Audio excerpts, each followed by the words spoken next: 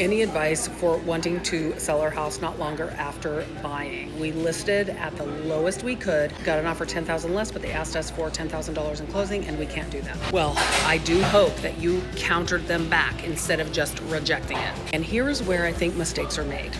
Agents, buyer and selling agent, start talking together. And they say, oh, my buyer won't do that, or oh, my seller won't do that. And then nobody counteroffers. And I don't think that you know the motivation of the buyer or the seller until you start counteroffering back and forth. In this case, it would be the buyer.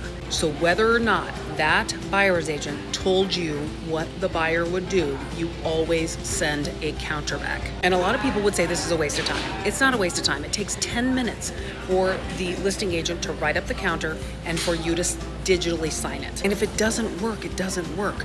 But what if it does? And I would say that 50% of the time, and maybe it's more like 60% of the time, the buyer will accept it. You know why? Because they've already put themselves in that house. They've already put their furniture in that house. They've decided which bedroom is going to be theirs. They've decided that their dogs are going to run in the backyard. So just make the counter offer with the best you can do. So I probably would have countered full price with $10,000 in closing costs if that would have got you out of that low. Of course, I don't know all the specifics, but I would have counter offered. Okay, everybody, I want to hear a time when you as the seller countered the buyer and you thought it wouldn't work, but it did. What was that counter? I'd love to hear in the comments below. Questions asked me. Follow for more tips from your real estate bestie.